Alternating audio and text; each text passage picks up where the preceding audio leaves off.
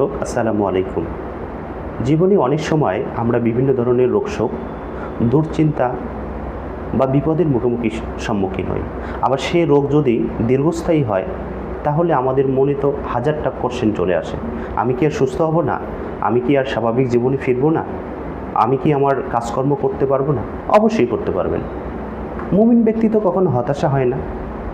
কেননা রাসূল সাল্লাল্লাহু আলাইহি সাল্লাম বলেছেন, আল্লাহ তাআলা পৃথিবীতে এমন কোনো রোগ সৃষ্টি করেননি যে যার প্রতিকার তিনি বা যার চিকিৎসা তিনি অবতীর্ণ করেননি। এই হাদিস থেকে আমরা কী শিক্ষা গ্রহণ করি?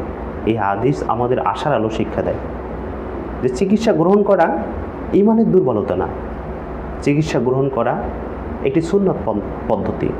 কেননা রাসূল সাল্লাল্লাহু আলাইহি সাল্লাম চিকিৎসা গ্রহণ করেছেন, সাহাবা কিরামদের চিকিৎসা গ্রহণ করার নির্দেশ দিয়েছেন। তাহলে আমরা মানুষ হিসেবে অবশ্যই আমাদেরকে চিকিৎসা গ্রহণ করতে হবে। রোগ হলে আমাদের অবশ্যই একজন বিশেষজ্ঞ চিকিৎসকের শরণাপন্ন হইতে হবে, তার পদ্ধতি অনুযায়ী আমাদের চিকিৎসা গ্রহণ করতে হবে।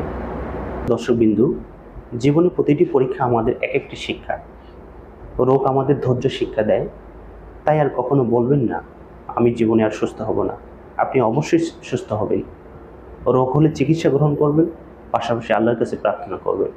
তাই আসুন, হতাশা নয়, বিশ্বাস বেছে নেই, অলসতা নয়, চিকিৎসা বেছে নেই।